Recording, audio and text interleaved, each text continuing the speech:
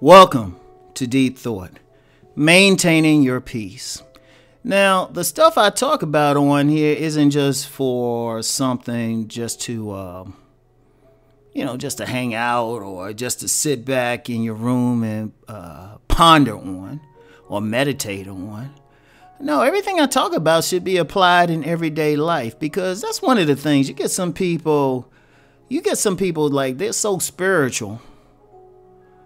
They so spiritual, like they want to light candles or get in the closet, put on all white, get in the closet and pray, and let whatever deity that they follow handle it. That sometimes they might have a problem. They might just need to get a job. You get some people need a job. Well, I'm gonna pray on it. They need money back. They gonna pray on it. They gonna light some candles, do some rituals. Yeah, but you still gotta apply the information, because all you really doing there when you're talking about that is you trying to change something within you in order to get that. If you want more money, you changing something within you. But this isn't about that, and I've talked about that before. But maintaining your peace. So what I say, then that's the highest spiritual principle. That's the highest spiritual principle. For those who follow the Manosphere of the All-Star Set Society, they'll say the highest level of spirituality is a state of amen, peace. That's the highest level where it's totally still. You can deal with any situation that comes about because you're at peace with it. Now, that got put to the test with Rom this past week. Now, remember, I always tell you, I'm not a guru. I am not a guru. I'm just somebody a little bit ahead of the curve. But I'm still growing and learning myself. Now, I talked about this on my business channel with my car. Now, my car, because, Rom doesn't want to get a new car. Not now, anyway. I prefer not to unless I absolutely positively have to, because my car is paid off. And, I don't have to worry about a car note, car insurance. I don't have to worry about any of that. Well, I do have to worry about car insurance, but I don't have to worry about a car note. And that's very important, because a decent car, especially a new car, can be about $400 or $500. And even a good used car is still you paying about $200 to $300.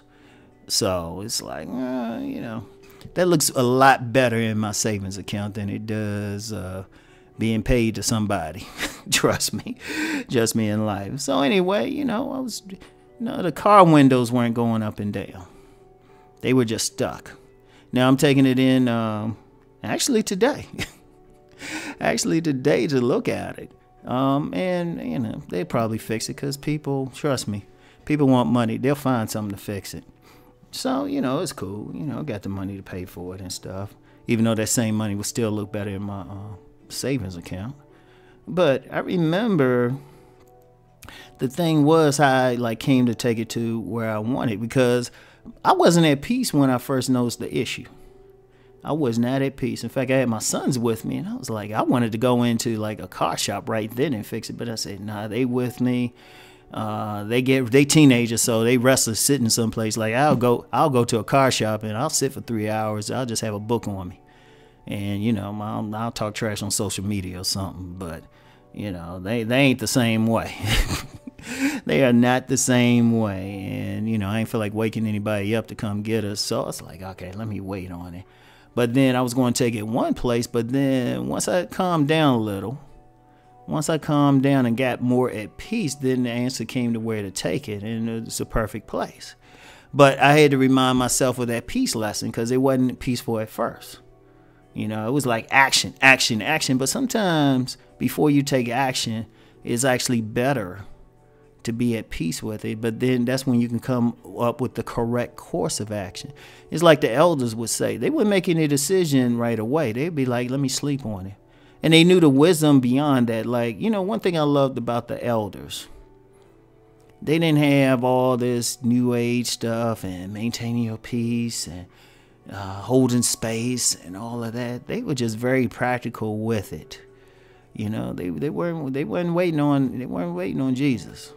They prayed, they honored Jesus, but when they had to get stuff done, they were very practical. So what they did, shoot, they'd be like, let me sleep on it. Now, that's what I did. I rested for a few hours. I said I couldn't deal with it right away. Then I was like, oh, wait a minute. Instead of taking it to this place, who's going to charge me more money and probably send me to someplace else, let me go straight to a place that can deal with this issue. Because I hadn't had the issue before, so I didn't have that experience. So I was like, okay, I looked up some stuff. I said, okay, somebody had to deal with it. Oh, okay, right here, right close to me. They actually would have came to the house if I needed them to. So, and that's a very important thing, because once you maintain your peace, you're at peace, then at that moment, you have thousands of possibilities for what course of action to take. Because, okay, I was about to make an action. I was about to just go take it right away. I just thought first place, okay, where I get my oil change? Oh, yeah, I take it to them. They're pretty good. But that's not their specialty. That is not their specialty. Like, take it someplace, that should be the first thing. But I wasn't thinking at that moment. It was action. Because I'm that type. And that's one thing. Like the maintaining peace thing, the person who can really maintain it, that's the true guru, like all the time. Like no matter what, that's the guru right there. I told you, I'm not there. I ain't on the top of the mountain. I'm climbing. I'm just climbing ahead of people, and I'm throwing the rope back and helping everybody else along with me. So,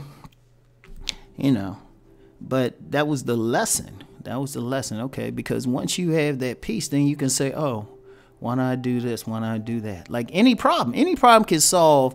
Like if people, unless it's a situation where you have to act right then, like your life's and you don't have time to think about options, And let me get into that part in a bit, but unless it's that situation, shoot, you can sit back a bit, be calm, breathe, and then think, oh, you know what, this is how I should take care of it.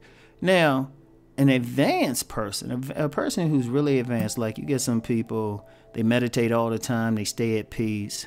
Even in that situation, even in a deadly situation, they still at peace. I give you an example. Master martial artists, like grandmaster martial artists, like the type they at such a level, they can create their own system, or they can modify a system.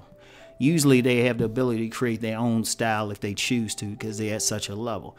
What I found, and I've encountered a couple of like grandmasters, like they have their own schools, their own styles.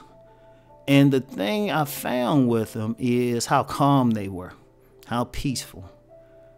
Like even if somebody attacked them, and I had one martial arts master, he actually told me that. He was like, you in such a state that somebody coming at you, first of all, they moving in slow motion to you.